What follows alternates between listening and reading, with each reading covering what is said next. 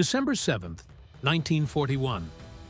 Winston Churchill sat in his study at Chequers, the Prime Minister's country residence, when the news came through. The Japanese had attacked Pearl Harbor. He would later write that he went to bed that night and slept the sleep of the saved and thankful.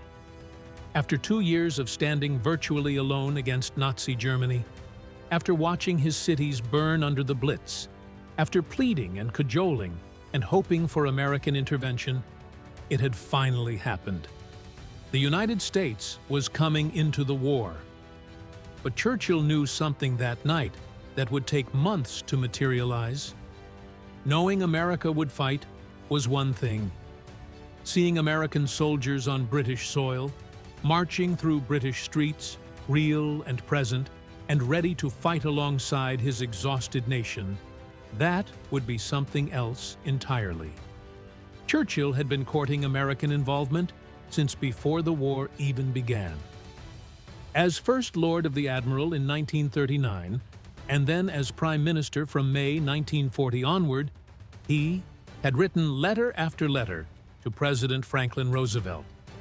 The correspondence was extraordinary. Over 1,700 messages between them during the war years. Churchill signed his letters former naval person at first, a reference to his role as First Lord, establishing an intimate tone that bypassed normal diplomatic channels. The relationship was strategic, certainly, but also emotional. Churchill's mother was American, born Jenny Jerome in Brooklyn. He had always felt a connection to America, had toured the country, had friends there. But more than personal affinity, he understood what Britain needed. After the fall of France in June 1940, Britain stood alone in Western Europe against Hitler. The Soviet Union was still bound by its non-aggression pact with Germany. Churchill needed America not just as a supplier of weapons and food, but as a fighting partner. The Lend-Lease Act passed by the U.S. Congress in March 1941 had been a lifeline. American ships brought tanks, aircraft, ammunition, food, but ships and supplies weren't soldiers. They couldn't hold ground or storm beaches. Throughout 1941, as German armies drove deep into the Soviet Union after Hitler's invasion in June, Churchill watched and waited and hoped that something would bring America into the fighting. Pearl Harbor did what all his eloquence could not. On December 8th, the United States declared war on Japan. 3 days later, Germany and Italy declared war on the United States. Churchill immediately made plans to travel to Washington for a conference with Roosevelt. He arrived on December 22nd and stayed through the new year discussing strategy, coordinating plans, building the alliance that would have to win the war. But strategy meetings in Washington were abstract. The real test would come when American soldiers arrived in Britain. The first American troops landed in Northern Ireland on January 26, 1942. They were advanced elements, small numbers, the beginning of what would become a flood. Throughout the spring and summer of 1942, more arrived. By the end of the year, over 100,000 American servicemen were stationed in Britain. By the time of D-Day in June 1944, that number would exceed 1.5 million. They came by ship, crossing the Atlantic in convoys, always watching for U-boat. They landed at Liverpool, at Belfast, at various ports around the British Isles. They were young, most of them. Many had never been outside America before. They found themselves in a country that had been at war for over 2 years, a country marked by rationing and bombing damage and exhaustion. The British reaction to the Americans was complicated. There was genuine gratitude. These men were coming to help, after all, to fight a common enemy. But there was also friction. The Americans seemed impossibly wealthy by British standards. They were paid far more than British soldiers. They had access to goods that ordinary Britons hadn't seen in years. Their uniforms were better quality, their rations more abundant, The American military supplied its troops with luxuries that seemed almost obscene to a population living on rations that had been cut and cut again. The famous phrase emerged, overpaid, oversexed, and overhere. It was said with humor, usually, but humor that carried an edge.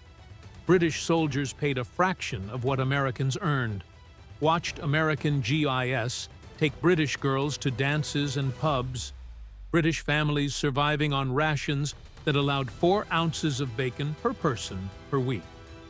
Heard about American mesh holes serving steak and ice cream, but beneath the friction was something deeper. Hope, relief, a sense that the tide might actually turn. Churchill felt this more acutely than anyone. He understood the mathematics of the war. Germany had conquered most of Europe. Its armies were vast, its industries producing weapons at an enormous rate. Britain was holding on, but holding on wasn't winning. The Soviet Union was bearing the brunt of German military power, but the Eastern Front was far away and the outcome uncertain. Britain needed America's industrial capacity, its seemingly limitless resources, its fresh armies. He had seen the supply ships arriving, had tracked the numbers, had approved the plans for American bases and training facilities across Britain. But seeing the men themselves, seeing them march in formation through British streets, that would make it real in a way that shipping manifests and strategic planning documents never could. The moment came on a grey afternoon in London. The exact date is less important than what it represented. American troops were being moved through the city, a large contingent marching in formation from one station to another. These weren't the first Americans Churchill had seen in Britain by this point. Months into 1942, American soldiers were a common sight. But this was different. This was a formal march through the heart of London, through streets that had been bombed during the Blitz, past buildings that still showed damage from German raids. Churchill made sure to be there. He positioned himself where he could watch them pass. His staff knew better than to interfere when the Prime Minister wanted to witness something personally. They arranged for him to have a clear view, somewhere he could stand and watch without causing too much disruption. The Americans came marching in columns, their boots striking the pavement in rhythm. They wore their uniforms, their helmets, carried their rifles. They were young men, most of them 18, 19, 20 years old. Farm boys from Iowa, factory workers from Detroit, clerks from New York. They had trained in camps across America, had crossed the Atlantic in crowded troop ships, had arrived in a country at war. They marched with a particular bearing of American soldiers, less rigid than British troops perhaps, but confident. They knew they were part of something enormous. They had grown up hearing about the Great War, about American doughboys, going over there to fight in France. Now they were doing the same thing, following in those footsteps, coming to Europe to fight another German war. London crowds gathered to watch them pass. Office workers came out of buildings. Shopkeepers stood in doorways. People lined the sidewalks. Some clapped, some waved. Children called out to them. The Americans grinned, waved back, maintained their formation. Churchill watched in silence at first. His eyes moved along the columns, taking in the sight. His face, usually so expressive, was difficult to read. Those who stood near him later reported that his eyes were wet. He had spent 2 years carrying the weight of Britain's survival. 2 years of making speeches, rallying the nation, making desperate decisions about where to send limited resources. 2 years of watching young British men go off to fight in North Africa, in the Mediterranean, in the air over Germany. 2 years of reading casualty reports, of visiting bombed cities, of knowing that Britain was stretched to its absolute limit. And now, here were the Americans.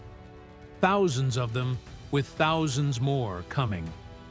An entire nation's military power being deployed to Britain, preparing to take the fight to Hitler's Europe. Someone near Churchill asked him what he thought. The Prime Minister was silent for a moment, still watching the marching troops. Then he spoke, and his voice carried the emotion of those 2 years of standing alone. "When I see these young men," he said, "I know we are going to win this war." It was a simple statement, but it carried enormous weight. Churchill was not given to simple optimism. He understood the realities of modern warfare, understood how difficult the road ahead would be. The invasion of France was still 2 years away. The Battle of the Atlantic against German U-boat was at its height. The war in North Africa was undecided. The Soviets were locked in a desperate struggle at Stalingrad. But seeing the Americans march through London, seeing the physical manifestation of American commitment, Churchill allowed himself to believe in victory not just as a possibility, but as an inevitability. He elaborated, speaking to those around him, his words tumbling out in that characteristic Churchill manner, phrases building on phrases. "They are so young, so strong, so confident," he said, watching another column pass. "Look at them. They have come 3,000 miles to help us. They have come to fight for freedom, for civilization, for everything we have been defending." His voice grew stronger. Hitler has made his greatest mistake. He thought America would stay neutral, would stay out of Europe's wars. He thought Britain would fall or surrender. He thought wrong on both counts.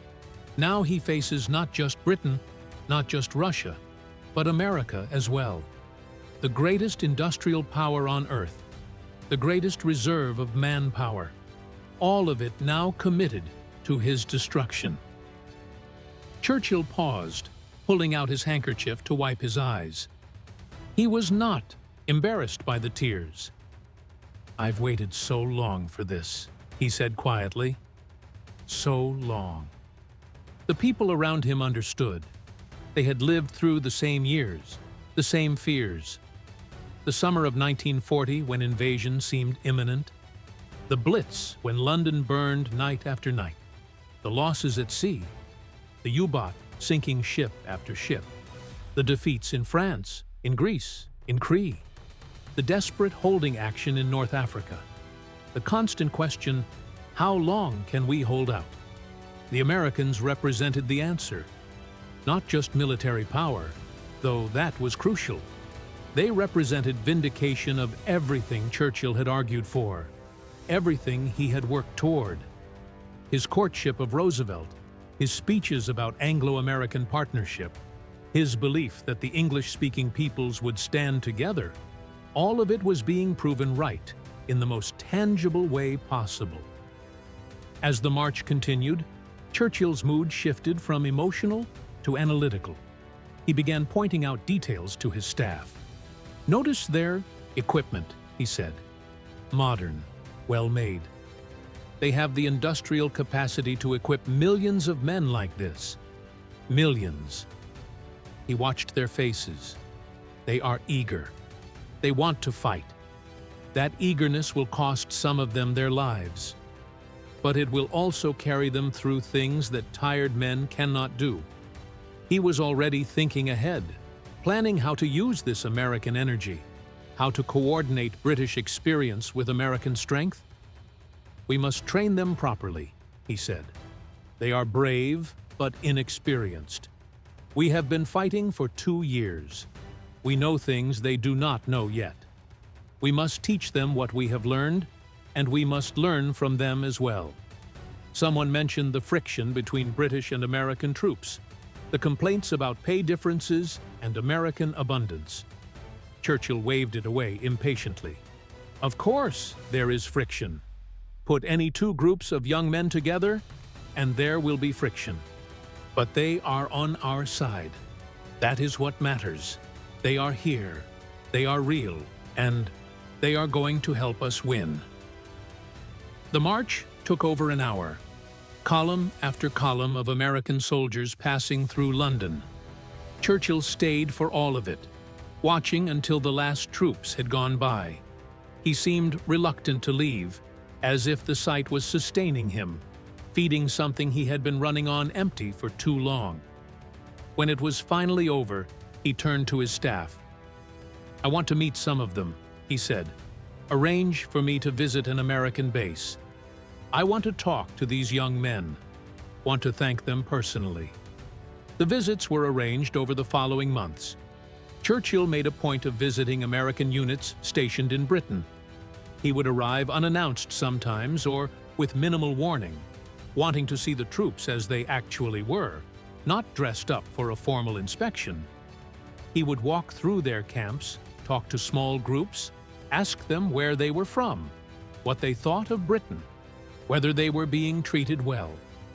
The American soldiers were often startled to find the British Prime Minister suddenly in their midst. Churchill was instantly recognizable. The round figure, the bulldog face, the ever-present cigar. He would shake hands, make jokes, ask questions. He wanted them to know they were appreciated, wanted them to understand what their presence meant to Britain. In one camp, he found a group of soldiers from Texas. "Texas!" he exclaimed. "I have been to Texas.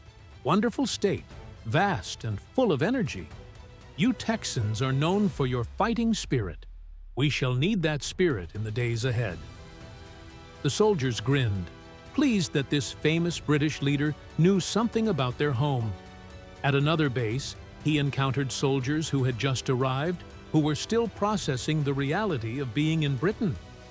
"You have come a long way," Churchill told them. "You have left your homes, your families, everything familiar. You have come to a country that has been at war for over 2 years, that is tired and worn. But I tell you this, your arrival has lifted our spirits more than you can possibly know. When we see you, we see hope. We see strength. We see victory." He meant every word. Churchill understood symbolism, understood the power of morale. But this wasn't just symbolism. The Americans were real military power, real divisions that could be deployed, real air squadrons that could bomb German cities, real ships that could protect convoys. The strategic implications were enormous. Churchill and his military chiefs began planning operations that would have been impossible before American entry. North Africa could be reinforced. An invasion of Italy could be contemplated, and eventually, the great invasion of France could be planned. Operation Overlord, D-Day, the massive amphibious assault that would require American troops, American landing craft, American air power, American everything. But in that moment, watching the Americans march through London, Churchill wasn't thinking about specific operations. He was thinking about what it meant that these men were here at all. For 2 years, Britain had fought on, but always with the question hanging over everything. Can we actually win? Can we defeat Germany? Or are we just postponing the inevitable? The Americans answered that question. Yes, Britain could win. Not alone, but with allies. With American industrial might and Soviet manpower and British determination, yes, Germany could be defeated. Churchill had said in his famous speech after Dunkirk in June 1940, "We shall fight on the beaches. We shall fight on the landing grounds. We shall fight in the fields and in the streets. We shall fight in the hills. We shall never surrender." It was magnificent defiance, but defiance based on will, not certainty. Now, watching the Americans march through London, he could add a new certainty, and we shall win. The relationship between British and American forces would have its challenges. There were disagreements about strategy. Churchill wanted to attack Germany through what he called the soft underbelly of Europe, through Italy and the Balkans. The Americans, particularly General George Marshall, wanted a direct assault across the Channel into France. There were tensions about command structures, about who would lead combined operations. There were the inevitable cultural clashes between British and American soldiers. But beneath all of that was the fundamental reality that Churchill grasped that day, watching the march. America was in the war, fully committed, and that changed everything. The young men marching through London that day would fight in North Africa, in Sicily, in Italy, in France, in Germany itself. Many of them would die. American casualties in the European theater would exceed 300,000, with over 100,000 dead. They would fight at places whose names would become legendary: Omaha Beach, the Bulge, the Hürtgen Forest, the Rhine crossing. But they would win. Alongside British, Canadian, French, Polish, and other Allied forces, alongside the massive Soviet armies grinding forward from the east, the Americans would help crush Nazi Germany. The war would last another 3 years after that march through London. 3 years of brutal fighting, but the outcome, from the moment America fully committed, was ultimately decided. Churchill knew this. Standing there watching the Americans pass, he knew it. The emotion he felt, the tears in his eyes, came from relief as much as joy. Relief that the burden would be shared. Relief that Britain would not have to stand alone anymore. Relief that victory was now possible, not just as a desperate hope, but as a realistic goal. In his memoirs written after the war, Churchill would return again and again to the theme of Anglo-American partnership. He would write about the special relationship between Britain and America, would argue for maintaining close ties in the post-war world. Some of this was strategic calculation. Britain would need American support in the Cold War that followed, but some of it was genuine feeling. Born in those dark years when American help meant the difference between survival and defeat. The march through London was not the first time Churchill saw American troops in Britain, and it would not be the last. But it represented something crucial. The moment when American involvement became real and visible, when the alliance moved from diplomatic agreements and shipping manifests to actual soldiers marching through British streets. Churchill had spent 2 years holding Britain together through force of will and eloquence. He had given speeches that rallied the nation, had made decisions that kept Britain in the fight, had worked tirelessly to build the alliance that would win the war. But will and eloquence could only do so much. At some point, you needed armies, needed soldiers, needed the physical power to fight back.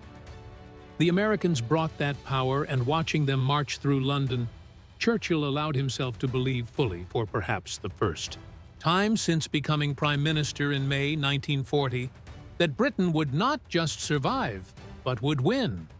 "When I see these young men," he had said, "I know we are going to win this war." It was not a boast. It was not propaganda.